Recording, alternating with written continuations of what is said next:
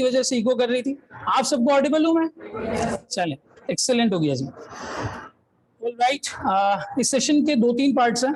हम सबसे पहले कोर एजेंडा पे बात कर लेते हैं कि क्या क्या चीजें कवर होने वाली होंगी, ताकि आप लोगों को काफी हद तक इसकी क्लैरिटी रहे कि हम क्या क्या बात करेंगे। शुरू 2-2.5 मिनट में अपना एक बेसिक से इंट्रोडक्शन दूंगा, और फिर हम पाकिस्तान में जो इन्वेस्टमेंट लैंडस्केप अवेलेबल है उस लैंडस्केप के बारे में थोड़ी सी बात करेंगे कि वो कौन सी इन्वेस्टमेंट अपॉर्चुनिटीज हैं, सबसे पहले इन्वेस्टमेंट करनी क्यों है, कौन सी अपॉर्चुनिटीज अवेलेबल है। फिर उसके बाद हम आएंगे कि पाकिस्तान स्टॉक एक्सचेंज का प्लेटफॉर्म ये किस तरीके से हमें अपॉर्चुनिटी प्रोवाइड करता है, एंड ओवरऑल पर्सपेक्टिव में इसमें ट्रेडिंग स्टाइल या ट्रेडिंग का तरीका कार क्या होना चाहिए। इब्राहिम आपको 4 फेजेस ऑफ मार्केट बताएगा, मार्केट के कितने चेहरे हैं वो समझाएगा, और फिर उसके बाद एक ट्रेडिंग का बेसिक अंदाज क्या होता है, कौन कौन सी एप्लीकेशंस होती हैं जिनसे ट्रेड किया जाता है वो भी समझाएगा। ठीक है, फिर उसके बाद हम आएंगे कि कौन कौन सी गलतियां हैं जो हमें इस मार्केट में काम करते वक्त या इन्वेस्टमेंट करते वक्त नहीं करनी चाहिए, या वो गलतियां जो करनी चाहिए, क्योंकि वो सिखाती हैं काफी कुछ। बाज गलतियां ऐसी होती है जो काफी कुछ सिखा देती हैं। और फिर उसके बाद आप लोगों के क्वेश्चन एंड आंसर्स होंगे जहां पे आपका फीडबैक लिया जा सके, और जो नॉर्मल क्वेश्चन जहन में आते हैं वो किया जा सके। थोड़ा सा सेशन को इंटरैक्टिव रखेंगे, इसलिए कोशिश ये करो कि अगर कोई चीज समझ में नहीं आ रही है या कोई चीज प्रॉब्लम कर रही है तो उसका सवाल कब पूछना है? उसी वक्त पूछना है, हाथ उठा के उसी वक्त पूछना है, तभी सेशन इंटरैक्टिव होता है। क्योंकि आप सवाल पूछेंगे तो यहाँ पे कोई होगा जो लाल तार की वायर की जो मेजरमेंट नाप रहा होगा वो एकदम से होश में आ जाएगा कि किसी ने कुछ पूछा है। तो इंटरैक्टिव रहना है, जितना इंटरैक्टिव रहोगे सारे लोग उसके अंदर एंगेज रहेंगे, जितना एंगेज रहेंगे उतना सेशन में मजा आएगा। ठीक है सर, इब्राहिम ने वैसे जितनी मेरी तारीफ की मुझे ऐसा लगा कि मेरी उम्र जो है वो अमर हो जानी चाहिए। वाकई कोई बहुत बड़ा काम या इस तरह की कोई चीज हो गई, लेकिन बहरहाल एक शॉर्ट इंट्रोडक्शन और शॉर्ट स्टोरी बताता हूँ, फिर उसके बाद हम इस बात को आगे बढ़ाते हैं। भाई मेरा ताल्लुक तुम लोगों की तरह चार्टर्ड अकाउंटेंसी से ही है। I am an associate chartered accountant. यूँ समझो कि 2012 में मैंने जब इंटरमीडिएट कंप्लीट किया तो उसके बाद सीए करना एक बेंचमार्क, एक पोजीशन ऐसा समझा जाता था। आज भी समझा जाता है, ऐसा नहीं है कि नहीं समझा जाता, लेकिन उसमें बहुत ज्यादा हाइप थी। अच्छा, अब्बा मेरे उन्होंने 30 साल 27 साल उस वक्त फाइनेंस में लगाए हुए थे, तो वो तो मतलब debit credit accounting finance taxation law, उनके सामने जो बात होती थी तो वो खुश हो जाते थे। फिर जब मैंने उन्हें बताया कि यार मैं सीए की तरफ जा रहा हूँ तो उन्होंने बोला यार लड़का राह रास्त पर आ गया, इसकी मगफिरत तो पक्की है। अब्बा की फरमाबरदारी की बात कर रहे हैं, ये राह रास्त पे खड़ा है, इसकी मगफिरत तो पक्की। अब्बा ने बोला बेटा यही राह रास्ते, यहाँ काम शुरू कर दो। हमने बोला डन, स्टार्ट कर देते हैं। मॉड्यूल ए गुजर गया, ए भी साथ उठाया था, उस वक्त मॉड्यूलर सिस्टम होता था, 2 एग्जामिशन थी, 3 पेपर थे, वो एकदम से करके जो है वो स्टार्ट किया। पता चला भाई फेल होना नॉर्मल है, ये वो फलां सब कुछ, लेकिन मैं ठहरा आदमी मेमन। मेरी इंटर में जो है वो एक छोटी सी पोजीशन आ गई थी पाकिस्तान लेवल पे नंबर 1। तो जहां पे था उस आरईटी ने कहा जी स्कॉलरशिप। मैंने बोला पैसा बच रहा है भाई, बचत हो रही है। मैंने कहा ठीक है यार दे दें स्कॉलरशिप। उन्होंने ए और बी की स्कॉलरशिप दे दी। मैंने कहा ये कंटिन्यू कैसे रहेगी? जो मिल गया वो तो ठीक है, सी भी तो माफ होना चाहिए ना, डी भी माफ होना चाहिए, आगे भी पूरा सीए माफ होना चाहिए। मेरा पहला सवाल उनसे ये था। तो जैसे ही मैंने सवाल पूछा रिसेप्शन से, मुझे कहा आप मेमन तो नहीं है? मैंने बोला बिल्कुल मेमन ही हूं मैं तो इस बात में इंटरेस्टेड नहीं हूँ कि आज क्या मिल गया, मैं तो इस बात में इंटरेस्टेड हूँ कि मुझे आगे क्या मिलेगा। उन्होंने कहा आप ए भी निकालो सी फ्री। हमने ए भी निकाल लिया, सी फ्री हो गया। फिर सी पे आए, उन्होंने कहा अब आगे कैसे बढ़ेंगे? कहा सी निकालो डी फ्री। हमने सी भी निकाल लिया, डी भी फ्री हो गया। कुल मिला के 4 मॉड्यूल में मैंने 8,000 रुपये भरे बस। बाकी मैं चल रहा था अपनी पोजीशन की बेसिस के ऊपर। तो मैंने कहा फिर डी में एक पेपर रुक गया मेरा, वो ऑडिट का पेपर था, 47 पे रुका एक पेपर। 4 दिए थे, एक जो है वो रुक गया, बाकी 3 निकल गए। तो मैंने जाके वो रिसेप्शनिस्ट से दोबारा पूछा कि अब ई की स्कॉलरशिप तो चली गई बेटा। उन्होंने कहा ई में हम देते ही नहीं है, यहीं तक देते हैं, आपने जितनी मिलती थी सारी अवेल कर ली है। मुझे जिंदगी में पहली बार लगा यार मैंने कोई ऐसा काम किया जिससे थोड़े पैसे बच गए। फिर उसके बाद बाबर फर्ग्यूसन का सफर स्टार्ट हुआ, कंपनीज को देखा, ऑडिट्स पर गए, समझ आई चीजें, पाकिस्तान का इकोनॉमिक लैंडस्केप कैसा है, किस तरह की कंपनीज हैं, कैसे लोग हैं, कैसे काम किया जाता है, ये सारा कुछ। 3.5 साल हमने पैसे गिने, अपने नहीं दूसरों के। कभी सेठ के पैसे गिने, कभी शेयर होल्डर्स के पैसे गिने, कभी कंपनीज के मैनेजमेंट को इवैल्यूएट किया, लेकिन दूसरों के पैसे गिने, अपने पैसे तो नहीं गिने। आर्टिकल में बंदा यही सोचता है कि यार जॉब लग जाएगी, ये कर लेंगे, वो कर लेंगे, फला कर लेंगे, ऐसा हो जाएगा, वैसा हो जाएगा। मेरी भी आर्टिकल्स मुकम्मल हुई, मेरे सामने भी ये सारे पर्सपेक्टिव थे। मैंने कहा यार पाकिस्तान से बाहर काम करते हैं। अप्लाई किया, फर्ग्यूसन में एम रुका हुआ था, असिस्टेंट मैनेजर था, तब अप्लाई किया, पाकिस्तान से बाहर चले गए 1 साल, किंगडम ऑफ सऊदी अरेबिया। जब वहां पहुंचे तो पता चला पाकिस्तानियों की तो इज्जत होती नहीं है बाहर। खैर बाहर थोड़ी बहुत इज्जत चार्टर्ड अकाउंटेंट्स को मिल जाती है, ग्रीन पासपोर्ट को नहीं मिल पाती। वहां पहुंचे, काम वाम किया सब कुछ, तो घर वालों को मॉडल कुछ खास समझ में नहीं आया। मैंने कहा यार ये मतलब क्या हिसाब है, आप बाहर, फैमिली यहाँ, ये वो, चलो वापस आ जाते। वापस आया, यूनिलीवर पाकिस्तान लैंड किया, अल्लाह का शुक्र है, वहां तकरीबन 2 साल गुजारे। दैट वाज द टाइम जब मेरा पहली बार इस चीज में इंटरेस्ट डेवलप हुआ कि यार ऑडिट से आगे जहां और भी है, थोड़ी सी चीजें और देखी जा सकती, किया जा सकता है। अच्छा, यूनिलीवर का एक्सपीरियंस ऐसा कि दिसंबर में स्टार्ट किया और मार्च में लॉकडाउन। मैं कहा ये क्या हो गया हमारे साथ, अभी तो हम इंडस्ट्री आए थे, 2-3 महीने समझा भी नहीं और लॉकडाउन की सिचुएशन हो गई। लॉकडाउन में हो गई, थोड़ा सा काम बढ़ गया, कंप्रेस्ड एनवायरनमेंट हो गया, कुछ लोग उसमें छोड़ के चले गए जिन लोगों ने अपनी जॉब छोड़ दी। मुझे 3 रोल्स मिल गए। तीसरा role was a game changer. तीसरा रोल मेरा वहां पे ये था कि मुझे चाय के बिजनेस को डीमर्ज करना था। यूनिलीवर ने रिसेंटली अपना टी का बिजनेस सेल ऑफ किया है, डीमर्ज करना था, उस पूरे कंपनी के एक हैंड को कार्व आउट किया, बैलेंस शीट अलग की, एसेट्स अलग किए, लाइबिलिटीज अलग की, और फिर उसके बाद पूरी एक नई कंपनी बनाई उसकी। I was the finance lead over there. वो पहला इंस्टेंस था जब मुझे बिजनेस का बहुत ज्यादा शौक हुआ। मैंने कहा यार अगर ऐसा हो सकता है और इतने बड़े नंबर्स तक कोई अचीव कर सकता है तो चार्टर्ड अकाउंटेंट्स क्यों नहीं कर सकते। COVID was the time period when I joined a startup as let's say their financial advisor, और मैं तकरीबन 1 साल 2020 पूरा वहां पे स्पेंड किया। उस दौरान इब्राहिम मेरे साथ 2015 से थे। We were basically in the same firm, हम आर्टिकल साथ कर रहे थे, और फॉर्चुनेट कहें या अनफॉर्चुनेट कहें, 2015 में ये मुझे KICT पे टकरा गए एज अ टीम मेंबर। तब से आज तक अल्लाह का शुक्र हम अच्छे दोस्त हैं और साथ में जो है वो चीजें कर रहे हैं। बहरहाल जब स्टार्टअप के साथ काम किया तो थोड़ा बिजनेस लैंडस्केप का आइडिया हुआ, फिर कुछ ई कॉमर्स पे टाइम स्पेंड किया जो हम दोनों ने साथ किया। फिर उसके बाद हमने सोचा कि यार ई कॉमर्स में या दूसरी इस तरह की चीजों में हम री इन्वेंटिंग द व्हील कर रहे हैं। हर चार्टर्ड अकाउंटेंट ये देख रहा है कि यार फ्रीलांसिंग में पैसे हैं, हर चार्टर्ड अकाउंटेंट ये देख रहा है कि यार जो है वो ई कॉमर्स में पैसे हैं, अमेजोन वाला शख्स कमा रहा है, बिग डेटा वाला शख्स कमा रहा है। हमने कहा यार कोई ऐसी फील्ड नहीं हो सकती जहां पे हम अपनी एजुकेशन को भी इस्तेमाल करें और एट द सेम टाइम जो है वो इन चीजों को कैरी ऑन भी कर सकें, इस पैशन को बिजनेस करने के परस्यू भी कर सकें। लैंडेड विद द आइडिया कि यार जो चीज, क्योंकि बेसिकली आर्टिकल्स के बाद मैंने यूनिलीवर अगर ज्वाइन की आफ्टर KPMG सऊदी अरेबिया, तो इब्राहिम ने एक इन्वेस्टमेंट कंपनी ज्वाइन की as the head of investments over there. तो उन्होंने मुझे बताया कि यार इन्वेस्टमेंट्स का ये लैंडस्केप है, मैं जिस करंट कंपनी में हूँ वहां पे इस तरीके से चीजें होती हैं, इतना बड़ा पोर्टफोलियो है, ये चीजें इस तरह से की जाती है। हमने कहा यार इसको परस्यू करने की कोशिश करते हैं।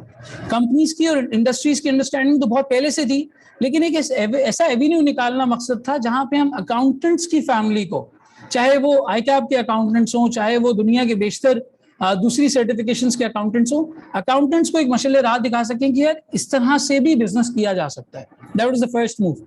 दूसरी बात ये, आपकी जेब में आज 500 रुपए का नोट पड़ा हुआ, आज उस 500 रुपए से क्या आ सकता है? कोई एक चीज बता दो जो 500 रुपए के अंदर आती है। एनीथिंग, आप जाके कोई भी एक बता दे। पार्टिसिपेशन से घबराना नहीं है, गलती बोलोगे तो कोई हंसेगा नहीं। क्या आ सकता है? 1 किलो घी आ सकता है, ये बहुत सही बात की उसने। पेट्रोल 2-3 लीटर आ सकता है, कुछ टाइम बाद 200-300 ml मिलेगा, लेकिन अभी 2-3 लीटर आ सकता है। मुझे बताओ सर्टेनिटी के साथ, जो 500 रुपए का सुपर कार्ड या पैकेज कार्ड आज आप डलवा रहे हैं, क्या ये अगले साल 500 रुपए में डलवा सकोगे? अभी भी 650 का। लेकिन अगर फॉर एग्जाम्पल मैं किसी इस तरह की चीज को कंपेयर कर लूं तो इन्फ्लेशन का एक कॉन्सेप्ट है जो मेरी वेल्थ को वैल्यू नहीं करता, डी वैल्यू कर जाता है। बैंक में आज अगर मैं लाख रुपए रखता हूं तो 1 साल बाद कितने हो जाएंगे? 1,10,000 या 1,08,000 के आसपास। वो भी काइबोर उनको मिलता है जिनका बहुत बड़ा पोर्टफोलियो हो। आप रखवाएंगे 4.5% मिलेगा, 4% मिलेगा अगर छोटा पोर्टफोलियो हो तो। 4% के ऊपर आपके पैसे कितने हो गए? 1,04,000। 1,04,000 में से सबसे पहले अपना शेयर कौन मांगेगा? गवर्नमेंट। बोले कि भाई हादा टैक्स फर्जुन, आप बोलोगे बिल्कुल फर्ज है, टैक्स देना है। बैंक काट के आपके बैंक अकाउंट में जो है वो प्रॉफिट गिराएगा। अगर इस्लामिक बैंक भी तो है, टैक्स कट गया, कितने बचे? सर 4,000 में से टैक्स कटेगा, करीब करीब आपका समझ लें 600 रुपए के आसपास, 600 रुपए के आसपास टैक्स कटी। अब कितने बच गए? 1,03,400 रुपए। 3,400 में से ज़कात पे करोगे, कितनी निकल गई? 2.5%। 2.5% ज़कात निकल गई, क्या बचा ऊपर? 1 से 1.5%। अब आपको जो चीज खरीदनी थी इस साल, जिसके लिए आपने लाख रुपए जमा किए थे, वो हो गई 1,10,000 की, लेकिन आपके अकाउंट में जो वो पैसे पड़े हुए थे वो रह गए 1,01,000। रिजल्ट ये निकला कि आप 1 साल बाद भी उस चीज को अचीव नहीं कर पाए। तो ये 3 ऐसे एलिमेंट्स हैं जो आपकी वेल्थ को वक्त के साथ साथ डिमिनिश करते हैं। एक इन्फ्लेशन, दूसरा eight the same time taxation, और तीसरा आपका ज़कात का एक फर्जी ऑब्लिगेशन जो आपने पूरा बहरहाल करना ही है। एक अच्छा रिटर्न या एक अच्छा प्रॉफिट इन 3 चीजों को बीट कर दे उसके बाद रियल ग्रोथ लेके आए, वो रियल ग्रोथ अच्छा प्रॉफिट या अच्छा रिटर्न कहलाता है। जब तक ये तीन चीजें बीट ना हो, आपकी वेल्थ रियल टर्म्स में ग्रो नहीं कर रही। लेकिन पाकिस्तान में बैंक में रखवाने के बाद जितने एवेन्यूज अवेलेबल हैं, सारे के सारे एवेन्यूज अपने साथ रिस्क को वेलकम करते हैं। जिन लोगों ने एमएफए या बीएपी पढ़ा है, उन्होंने एक वर्ड पढ़ा होगा, रिस्क फ्री रेट। वो रिस्क फ्री रेट क्या है? बेसिक वो रेट जो आपको बैंक या गवर्नमेंट अपने बॉन्ड्स के ऊपर ऑफर कर रहा है। ये रेट हमेशा इन्फ्लेशन के साथ इन लाइन होता है। ये इन्फ्लेशन को तो बीट करता है, लेकिन eight the same time tax को बीट नहीं करता, एट द सेम टाइम ज़कात को बीट नहीं करता। तो पाकिस्तान के लैंडस्केप में 16 से 18% का रिटर्न एक ऐसा रिटर्न है जो मेरे इन्फ्लेशन को भी बीट कर जाएगा, मेरे टैक्सेशन को भी बीट कर जाएगा, and eight the same time मुझे ज़कात पे करने की भी कैपेसिटी प्रोवाइड करेगा। उसके बाद भी थोड़ा बहुत मैं अपने पैसों को ग्रो कर सकता हूँ, यानी जिस चीज को मैं आज प्लान कर रहा हूँ वो प्लान कर सकता हूँ। ये इन्फ्लेशन का कॉन्सेप्ट आया क्यों? पेपर करेंसी की वजह से। अगर आज सारी गोल्ड में ही ट्रेडिंग हो रही होती और हर चीज गोल्ड में ही खरीदारी की जा रही होती, तो फिर क्या ये इन्फ्लेशन का कॉन्सेप्ट आना था? नहीं आना था सर। सदियों से जो एक चीज 1 दिरहम या 1 दिनार की मिल रही थी, वो उस वक्त भी मिल रही थी जब पेपर करेंसी आई। पेपर करेंसी के बाद सॉर्ट ऑफ जी, पेपर करेंसी में बेसिकली सिनेरियो ये हुआ कि जब दो ममालिक आपस में ट्रेड करने लगे, वहां पे पेड्रो का कॉन्सेप्ट आ गया। फिर हर किसी को डॉलर अपने अकाउंट में रखना पड़ गया। अब अगर डॉलर कम है तो आपकी करेंसी की वैल्यू लेट से थोड़ी सी एक्सचेंज के एतबार से कम हो जाती है। अगर आपके पास डॉलर के रिजर्व ज्यादा है तो ज्यादा हो जाती है। आप जाएं मदीना में या मक्का में कभी उम्रा के लिए जाएं, जो 1 दिरहम की 2 दिरहम की चाय सालों से मिल रही है, वो आज भी मिल रही है। वहां पे इतना इन्फ्लेशन का कॉन्सेप्ट है ही नहीं।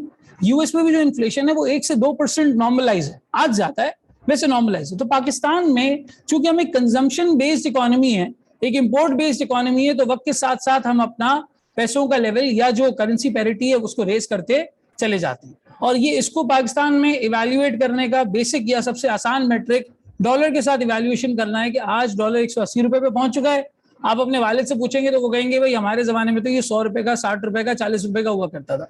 जब ये 40 रुपए का था तब गोश्त इतना महंगा नहीं था, तब चिकन इतनी महंगी नहीं थी, तब पेट्रोल इतना महंगा नहीं था। तो ये सारी चीजें इसके साथ चल रही होती हैं। स्टॉक एक्सचेंज या रियल एस्टेट की मार्केट या डिजिटल एसेट क्लासेस हमेशा हमें अगर ये अपॉर्चुनिटी प्रोवाइड कर रहे हैं कि हम इन 3 चीजों को बीट कर पाए, तो वो एक कामयाब प्लेटफॉर्म है। अगर वो ये अपॉर्चुनिटी नहीं प्रोवाइड कर रहे तो फिर हम कामयाब प्लेटफॉर्म पे काम नहीं कर रहे। ये एक बेसिक नीड थी जो हमने महसूस की। आपको पता है पाकिस्तान की पॉपुलेशन कितनी है? 22 करोड़। और हमारे यहाँ लोग कितने लोग इन्वेस्ट करते हैं? Not even 1 crore. 1 करोड़ का नंबर भी नहीं है जो आपको इन्वेस्ट करता हुआ नजर आएगा। और अगर मैं पीएसएक्स की बात करूं, पाकिस्तान स्टॉक एक्सचेंज की, 2.5 लाख रिटेल इन्वेस्टर्स, जिसमें से जिंदा कितने वो हमें नहीं पता। जिन लोगों के नाम रजिस्टर हो चुके हैं वो बेचारे दुनिया से चले गए, उनका नहीं पता। लेकिन 2.5 लाख रिटेल इन्वेस्टर्स है, that 0.1% of their market. US में चले जाओ, चाइना में चले जाओ, जापान में चले जाओ, यूरोप में चले जाओ, 50 से 70% का रेशियो मिलेगा आपको इन्वेस्ट करने वालों का। जो इन्वेस्ट, जापान में तो इंटरेस्ट रेट्स ही नेगेटिव है, तो कहते हैं भाई आपने बैंक पे रखवाना ही नहीं है, आपने किसी ढंग की चीज के अंदर इन्वेस्ट करना है। वहां की मशीनरी, वहां की इंडस्ट्री इसीलिए इतनी ज्यादा एक्टिव है। तो हमने ये बहुत बड़ा गैप महसूस किया कि लोगों को पता ही नहीं है उनका पैसा बैंक में रखा हुआ कैसे जाया हो रहा है। तो एक जरूरत है कि लोगों को इन्वेस्टमेंट लैंडस्केप के बारे में पता चल सके और आगे जाके वो दूसरी चीजें कर सके। अब हमने ढूंढना शुरू किया कि यार ये काम किस लाइसेंस के थ्रू हो सकता है। तो एक तो एनबीएफसी है जो आप सब पढ़ते हैं लॉ के अंदर। एनबीएफसी में पूरा लैंडस्केप आ जाता है, रियल स्टेट भी आ जाता है, उसके अंदर money market, forex, equity, capital markets, commodities, हर चीज आ जाती है। हमने कहा यार फिलहाल किसी ऐसी चीज से स्टार्ट करते हैं जिसमें हम फोकस कर सकें। So we obtained securities and futures advisory license that is basically concentrated to PSX. अब आ जाते हैं इन्वेस्टमेंट लैंडस्केप के ऊपर कि पाकिस्तान में कितने कितने एवेन्यूज जो है अवेलेबल है। आप लोग बताएं भाई कौन कौन से एवेन्यूज है पाकिस्तान में अवेलेबल, कहाँ इन्वेस्ट किया जा सकता है? एक तो गवर्नमेंट के बॉन्ड्स हैं, वो रिस्क फ्री है, वो मैंने आपको बता दिया, सिर्फ इन्फ्लेशन को कवर कर रहा होता है। और क्या क्या एवेन्यूज हैं? Mutual funds, excellent. और एक एक करके हाथ रेस करेंगे तो मैं पूछ लूंगा। ऑयल वगैरह, कमोडिटीज की बात कर रहे हो, पीएमएक्स कमोडिटीज की बात कर रहे हो, यूएस डॉलर करेंसी की बात कर रहे हो, फॉरेक्स और रियल एस्टेट, एक्सीलेंट। और क्रिप्टो, वेरी वेरी गुड, जबरदस्त, I was waiting for this. Crypto और कितने लोग? ऑप्टा एफएक्स तो नहीं आ रहा किसी के ज़हन में? हाँ भाई आप बताओ। म्यूचुअल फंड्स, फ्यूचर्स, अगेन वही वाली बात, ठीक है। ये सारे इन्वेस्टमेंट एवेन्यूज पाकिस्तान में अवेलेबल हैं। कमोडिटीज, जितनी भी इस तरह की चीजें आती है ना जो बहुत ज्यादा वॉल्यूम में सेल आउट हो रही हैं, अब मैं डेफिनेशंस और थोड़ी सी थ्योरी वाले एस्पेक्ट पे आ रहा हूँ, जितनी भी ऐसी चीजें जो बहुत ज्यादा वॉल्यूम में, क्वांटिटी में सेल आउट हो रही है, वो यूजेबल्स हैं। कॉपर हो गया, वेजिटेबल्स हो गए, इस तरीके की दूसरी कमोडिटीज हो गई, क्रूड ऑयल वगैरह हो गया, गोल्ड हो गया, ये सब कमोडिटीज के लैंडस्केप में आता है। यहाँ पर अगर आप इन्वेस्ट करना चाहते हैं तो Pakistan mercantile exchange is the forum जहां से आप इसके अंदर इन्वेस्ट कर सकते हैं। रियल एस्टेट थोड़ा सा अनरेगुलेटेड चलता है पाकिस्तान के अंदर। कोई ऐप आपको ऐसी नहीं मिलेगी जो सारे रियल एस्टेट की इंफॉर्मेशन आपको दे दे, सारी वैल्यूएशन आपको दे दे। डॉलर की भी अगर आपको खरीदारी करनी है तो आप पाकिस्तान मर्केंटाइल एक्सचेंज के थ्रू करेंगे। और फिर आ जाता है PSX, पाकिस्तान स्टॉक एक्सचेंज, जहां पे आप कंपनीज के शेयर्स को बाय करते हैं। मुझे बताओ PSX में प्राइमरीली मिलता क्या है? शेयर्स मिलते हैं। कितने लोगों की अंडरस्टैंडिंग है कि PSX में शेयर्स मिलते हैं? ओपनली बताएं, मैं भी ये सोचता था एक टाइम पे PSX में शेयर्स मिलते हैं। शेयर्स मिलते हैं। और कितने लोग हैं कोई ऐसा जिसको लगता हो कि वो शेयर्स नहीं कुछ और बेचते हैं? PSX में बिजनेसेस की ओनरशिप बिकती है। जिस दिन हमने ये सोचना शुरू कर दिया ना कि जब हम एक स्टॉक में इन्वेस्ट कर रहे हैं, we are becoming part of that business, we are becoming part of that business, उस दिन थोड़ा सा माइंडसेट हमारा वहां से क्लियर होना शुरू होगा, थोड़ी क्लैरिटी आना शुरू होगी। कितने लोगों ने ये टीपू सुल्तान वाला डंकिन डोनट्स देखा हुआ है? गए भी होंगे, ECHS पे पढ़ते हैं, क्लास के बाद कैसे नहीं गए होंगे? जरूर गए होंगे। ऐसे ही ये डंकिन डोनट्स जो आपको टीपू सुल्तान पे नजर आता है, हैबिट जो टीपू सुल्तान पे नजर आता है, ये IBL होल्डिंग्स वालों का है। आप लोगों को लगता है IBL होल्डिंग्स वाले बहुत कमाते हैं? लगता है ना ऐसा? जब भी डंकिन डोनट्स जाते हो प्रॉफिटेबिलिटी नजर आती है, IBL होल्डिंग्स वाले कमाते हैं। सर्ल्ट फार्मास्यूटिकल्स इन्हीं की कंपनी है। ऐसा ही है। आप लोगों को लगता है सर्ल्ट वाले बहुत कमाते हैं, दवाइयां बेचते हैं। पैनाडोल, कितनों को लगता है पैनाडोल बनाने वाली कंपनी कमाती है? लगता है ना आपको ऐसा? पैनाडोल कौन बनाता है? GSK बनाता है। आपको लगता है कि अगर GSK बहुत कमा रहा है तो आप GSK का स्टॉक लेके उसका ओनर बन जाए, फिर आपको पता लग जाएगा कितना कमा रहा है। क्या आप में से कितने लोगों को लगता है कि PSO के पंप बहुत चलते हैं? नहीं चलते। कितने लोगों को लगता है PSO कमाता है? अच्छा जी, मीट वन देखा है लोगों ने? मीट वन देखा है? किसका है मीट वन? किसी को पता है? अलशहीर कॉर्पोरेशन। कितने लोगों को लगता है मीट वन कमाता है? 95 रुपीज पे स्टॉक लिस्ट हुआ था, आज कितने का चल रहा है? 10 रुपए का। वैल्यूएशन देख लो कहां आ गई। जिसके 95 लाख थे उसके 10 रह गए। ऐसे सोचो, 95 रुपए 10 रुपए इतना बड़ा नहीं लगता। 95 लाख थे, लाख शेयर किसी ने लिए थे, 10 लाख रह गए। ऐसा ही है। और कोई कंपनी जो आपको लगता हो कराची पाकिस्तान में बहुत कमाती है? TRG, तेरी रकम गई। आपने अगर इन्वेस्ट करा TRG, लेकिन ऐसा नहीं है, मैं TRG के भी कुछ इसके एस्पेक्ट्स के ऊपर आप लोगों को जो हाईलाइट करूंगा, वो रीजंस हैं कुछ जिसकी वजह से वो फ्लक्चुएट करती है। और कौन सा बिजनेस आपको लगता है बहुत अच्छा परफॉर्म कर रहा है पाकिस्तान में? यूनिलीवर 100 रुपए का स्टॉक था सन 2000 में, आज 21,000 का है। जिसके लाख रुपए लगे हुए थे उसके 2 करोड़ 10 हो गए। उसको आज कुछ करने की जरूरत होती? होल्डिंग पीरियड चाहिए 20-22 साल का। स्टॉक एक्सचेंज अगर आप एक इंस्ट्रूमेंट की तरह देखोगे ना, जो 2 दिन में पैसे डबल करके देता है या 21 दिन में पैसे डबल करके देता है, तो स्टॉक एक्सचेंज और अनुराधा में कोई फर्क नहीं है। दोनों 22वें दिन भाग जाएंगे, दोनों भाग जाएंगे। और आप वहां बाहर खड़े किसी बंदवा वाले से कह रहे होंगे कि मेरे पैसे डूब गए। क्यों? लोग 21 दिन में डबल करने की कोशिश करते हैं। ये याद रखो, रिटर्न जितना बड़ा गेज करने की कोशिश करोगे, रिस्क उतना ही बड़ा लोगे। अगर मैं क्रिप्टोस की बात करूं, बहुत रिटर्न है उस इन्वेस्टमेंट में, मना नहीं कर रहा मैं। एक डिजिटल एसेट है, डिजिटल कॉइन है। अगर आप इंटरेस्ट बेस्ड काम नहीं करते, अगर आप हेजिंग में, स्पेकुलेशन में इन्वॉल्व नहीं रहते, आपने एक कॉइन को पढ़ा, उसके पीछे ब्लॉकचेन की टेक्नोलॉजी है, you want to keep it like a painting you keep in your home. आप कह रहे हैं यार ये टेक्नोलॉजी कल को काम आ जाएगी, इसकी वैल्यू बढ़ जाएगी, मैं रखता हूं, लेकिन रिस्की है। अभी उसके अंदर रिस्क बहुत ज्यादा है। समझ आ रही बात? हमारे पास बहुत सारे क्लाइंट्स आए थे, कह रहे थे यार ये जब इमरान खान की हुकूमत थोड़ी सी शेकी हुई थी, कह रही PSX इन्वेस्टमेंट समझ नहीं आती, हमें बहुत लॉस हो गया। मैंने कहा आप कहाँ इन्वेस्ट करना चाहते हैं? क्या क्रिप्टो में करना चाहते हैं? मैंने बोला डन, बेहतरीन, करें आप। उन्होंने 33 लाख रुपए क्रिप्टो में लगाए। कितने लगाए? 33 लाख। आज 7 रह गए, 7 रह गए। मैंने उनसे कहा था आप 33 लाख लगा रहे हैं, आप क्या करेंगे 33 लाख से? उन्होंने बोला यार इसको मैं ग्रो करके रीवो लूंगा। अब वो रीवो का दरवाजा ढूंढ रहे हैं, तो 7 लाख रुपए में उनको मिलेगा। तो बहरहाल समझने का मकसद ये, PSX वो प्लेटफॉर्म है जहां पे कंपनीज की ओनरशिप अवेलेबल है। और इसके अलावा ये वाली डिजायर्स तो सबकी होती हैं। अब आ जाते हैं थोड़ा सा हम ये वाली डिजायर सबकी होती है। कौन सा मुस्लिम घराना है जहाँ पे आपको हज की कीमत ही नजर आएगी? हज की ख्वाहिश करते हैं लोग। कौन सा घराना है जहाँ पे पढ़ाई और तालीम की प्लानिंग नहीं होती? ये वाली प्लानिंग तो पेपर खत्म होते ही शुरू हो जाएगी। इधर आप क्वालिफाई हुए, अगले दिन प्लानिंग ही ये करनी है, ठीक है। और वो उसके बाद अगला स्टेप घर बनाना। ये बहुत सारी चीजें लोग प्लान करते हैं, लेकिन सही जगह पे सही तरीके से एक ऐसे एवेन्यू में इन्वेस्ट करना जहां पे इन्फ्लेशन मेरे पैसों को रियल टर्म्स में खा ना रहा हो, मुझे वो रिटर्न मिल रहा हो, प्रैक्टिकली वो प्लेटफॉर्म है जो मुझे ऐसी अपॉर्चुनिटी प्रोवाइड करता है जहां मैं इन्वेस्ट कर सकूं। बिजनेसेस स्टॉक एक्सचेंज में इसलिए लिस्ट नहीं हुए थे कि उनके शेयर्स में सिर्फ और सिर्फ ट्रेडिंग की जाए। Trading is a part of it, बिल्कुल सही बात है, ट्रेड आप कर सकते हैं, हाई लोज हर बिजनेस के आते हैं। एक ऐसा प्लेटफॉर्म जो मुझे बिजनेसेस में एंटर होने की नहीं, एग्जिट की भी अपॉर्चुनिटी दे रहा है।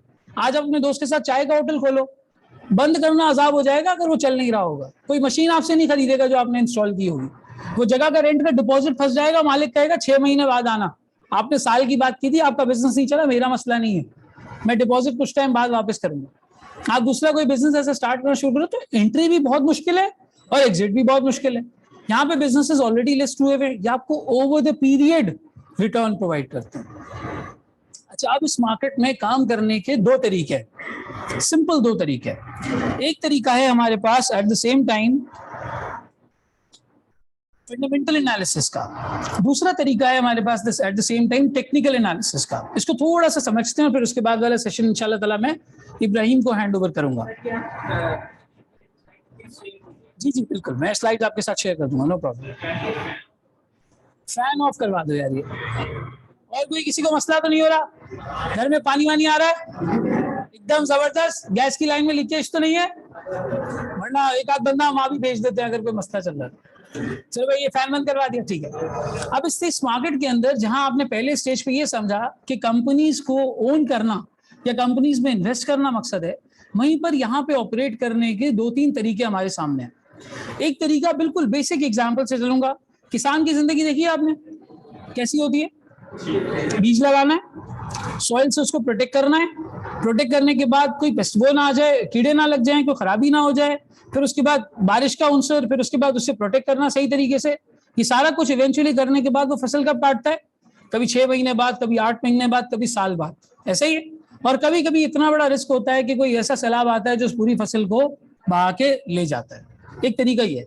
दूसरा तरीका क्या होता है, कुछ ऐसे लोग होते हैं जो सिर्फ इन किसानों से सब्जियां ले लेते हैं और रोज सुबह उनका काम होता है कि गांव से इस चीज को शहर की सब्जी मंडी में पहुंचाना है। वहां उस वक्त जो भाव लग रहा होता है वो उस भाव में इस चीज को निकाल देते हैं, कि रेट लग रहा होता है उस चीज में निकाल देते हैं, क्योंकि अगर वो नहीं निकालेंगे तो उनका सरमाया उस दिन के या 2 दिन के बाद क्या हो जाएगा? खराब हो जाएगा। पहली वाली एग्जांपल प्योरली फंडामेंटल्स की है, जहां पे आप कंपनीज को पढ़ते हैं, अंडरस्टैंड करते हैं, उनके रूट कॉज तक जाते हैं और रूट कॉज में जाने के बाद उसमें इन्वेस्ट करके कुछ टाइम वेट करते हैं। और दूसरा तरीका है सेंटिमेंट को एनालाइज करने का, दिस इज टेक्निकल एनालिसिस, जहां पे सेंटिमेंट देखा जाता है। अब पाकिस्तान में जब कोई नई गाड़ी लॉन्च होती है तो सेंटिमेंट क्या होता है लोगों का? बुक करा लो, बाद में किस पे बेच देंगे? ओन पे बेच देंगे। कोई नया फोन लॉन्च होने वाला होता है तो लोग क्या करते हैं, यार आज रेट कम है, इस फोन की बुकिंग डाल देते हैं अभी से टेलीमार्ट पे या फलाना डिस्ट्रीब्यूटर पे, जब इसके प्राइसेस बढ़ेंगे इसको आगे मार्केट में क्या कर देंगे? सेल ऑफ कर देंगे। जब ये थोड़ा सा शॉर्ट होगा इसकी प्राइस स्पाइक करेगी, बेच देंगे। ट्रेडिंग बहरहाल इसी चीज का नाम है। आप उस मार्केट सेंटिमेंट का अंदाजा लगाते हैं और सेंटिमेंट का अंदाजा लगाने के बाद एक इंटेलिजेंट इन्वेस्टर के तौर पे, एक इंटेलिजेंट ट्रेडर के तौर पे राइट टाइम पे एंट्री लेते हैं और राइट टाइम पे एग्जिट ले लेते हैं। पहला वाला तरीका प्राइमरीली उन लोगों के लिए जिनके पास 8 घंटे या 6 घंटे या 3 घंटे स्क्रीन को देखने का टाइम नहीं है। वो वीकेंड पे टाइम निकाल के एक कंपनी को अच्छे से पढ़ सकते हैं, बिजनेस को एनालाइज कर सकते हैं और एनालाइज करने के बाद आगे बढ़ सकते हैं। सिस्टम्स लिमिटेड पाकिस्तान में टेक्नोलॉजी कंपनीज में बड़ी अच्छी कंपनी, आप सबने नाम सुना हुआ होगा सिस्टम्स का। सिस्टम्स लिमिटेड आज से 2 साल पहले 150 रुपए 160 रुपए पे ट्रेड कर रहा था, 150 160 के आसपास, 120 130 के आसपास, इससे ज्यादा कोई वो सिचुएशन नहीं थी। अचानक इस कंपनी में ग्रोथ नजर आने लगी। अचानक तो नहीं, खैर पहले तो था, लेकिन नंबर छोटा होता है तो नजर नहीं आता ना। अब मैं एक छोटी मैथमेटिकल बात करूं, जब एक बच्चा 1 साल से 2 साल का होता है तो ये इंक्रीज कितना परसेंटेज है? 100%। 1 से 2 साल का हुआ है, 2 से 3 साल का हुआ है, कितना डिफरेंस है? 50%। 3 से 4 साल का, तो ये वक्त के साथ साथ ग्रोथ कम होती नजर आ रही। पहले ग्रोथ बहुत ज्यादा थी लेकिन नंबर्स छोटे थे। 1 से 2 साल का बच्चा होता, आप बोलते यार क्या ये, मतलब कोई बड़ी बात नहीं। वहां पे भी कंपनी ग्रो ज्यादा कर रही थी लेकिन नंबर्स में बहुत छोटी थी, तो स्टॉक बड़ा छोटा छोटा 120, 130, 110, 70 रुपए, 80 रुपए ऐसे चल रहा था। लेकिन जहां उसने 2-3 साल अच्छी ग्रोथ पोस्ट की, आज 750 रुपए का अवेलेबल है 2 साल के अंदर। 100 रुपए का स्टॉक अगर 2 साल में 700 रुपए का हो रहा है तो ये कितने परसेंट हो गया? 600% का रिटर्न हो गया। टैक्स वैक्स निकालो, जो तुम्हें शायद अगले 10, 12 साल, 15 साल में सेव करना था, वो 15 साल की सेविंग आज मुकम्मल हो गई। लेकिन इसका फायदा किसने उठाया? जो उस कंपनी के पोटेंशियल को जानता था, जो उस कंपनी को पढ़ के असेस कर सकता था। मुझे बताओ, अकाउंटेंट्स क्या इस पोजीशन में नहीं है कि वो ये काम कर सके? बिल्कुल है। लेकिन हमारे यहाँ AAFR का स्टूडेंट जो फाइनेंशियल रिपोर्टिंग क्लियर कर चुका होता है, उसने कभी एनुअल रिपोर्ट नहीं देखी होती। ये काम करने के लिए एनुअल रिपोर्ट पढ़नी पड़ती है भाई, एनुअल रिपोर्ट पढ़नी पड़ती है, कंपनी की वेबसाइट को देखना पड़ता है, प्रोडक्ट को देखना पड़ता है, थोड़ा सा समझना पड़ता है, कुछ रेशियोज कैलकुलेट करने पड़ते हैं। अब वो सैटरडे संडे को हम कहाँ कर सकते हैं? सैटरडे संडे तो हमारे पास टाइम ही नहीं होता। 6.5 घंटे फेसबुक है, 2-3 घंटे हमारी गेमिंग शेमिंग चल रही होती है, रात में घर में कहीं पे कहीं ना कहीं खाने पे हमें बुला लेता है, हम बड़े मुअज़्ज़िज़ शख्सियात हैं। फिर सैटरडे को आउटिंग तो लाजमी है, सुबह 5 बजे घर आना है, 4 बजे घर आना है, फिर सोएंगे तो संडे को तो जोहर के बाद ही उठेंगे ना सर। आप कैसी बातें कर रहे हैं मैं कंपनी खोल के पढ़ूंगा? वो सारी चीज हो नहीं पाती। और ये यकीन करो, ये सिर्फ आज नहीं है, प्रोफेशन में भी चले जाओगे ना, इंडस्ट्री भी चले जाओगे, फर्म भी चले जाओगे, जब टाइम मिलेगा दिल करेगा जाया कर दो। तुमसे काम या तो सिर्फ तुम्हारा बॉस कराएगा, या इंचार्ज करवाएगा, या जो आएगा बाद में वो करवाएगा। आप खुद से काम नहीं करेंगे। नहीं, मुझसे कोई काम नहीं करवाया गया यार, ऐसी कैसी बात है। वो वक्त भी आएगा तो वही लोग काम करवाएंगे, आप वहां पे काम करेंगे। कहने का मकसद फंडामेंटल उन लोगों के लिए, टेक्निकल अगर आपके पास स्क्रीन को वॉच करने का टाइम है, आप मार्केट के डायनेमिक्स को समझते हैं, जिस पर अभी इब्राहिम बहुत इलैबोरेशन से आपको चीजें बताएंगे, अगर आप वो सारी चीजें समझते हैं तो ओवरऑल पर्सपेक्टिव में ये काम किया जा सकता है। लेकिन मकसद क्या है? मकसद एक ही हो, इतना रिस्क लो जिसका रिटर्न 3 चीजों को बीट कर दे। क्या क्या? इन्फ्लेशन, जो टैक्स गवर्नमेंट आपसे काटती है, और एट द सेम टाइम फिर उसके बाद जितना है वो रियल ग्रोथ है, जितना है वो रियल ग्रोथ है। अगर आप 100% का रिटर्न बनाने जाओगे जज्बातीपन में, जज्बात में आके 100% का रिटर्न बनाने जाओगे तो 50% का रिस्क भी लोगे। वो क्या लेने गए थे रिवो? गाड़ी लेने गए थे। कितने पैसे रह गए? दरवाजे के पैसे रह गए। वो आप जज्बात में, मैं वो जज्बात में आके बंदा ये काम कर लेता है। तो अब हम इसको थोड़ा सा और डिटेल में समझते हैं। अब अगले फेजेस में क्या है, यहाँ पर एक स्क्रीन आपको नजर आएगी, केयर मार्केट किस तरह से नजर आती है, कैसा ट्रेडिंग स्क्रीन का ओवरव्यू होता है, क्या स्टॉक्स की लिस्टिंग नजर आ रही होती है। अभी बस मैं स्क्रीन पे फ्लैश करने लगा हूँ, कौन कौन से स्टॉक के आइटम्स नजर आ रहे होते हैं और किन किन फेजेस से मार्केट जो है वो बहरहाल गुजरती है। तो इसके लिए I would welcome Ibrahim Rahman with round of applause obviously, और फिर इंशाल्लाह ताला इसको कंटिन्यू करते हैं। आ जाओ।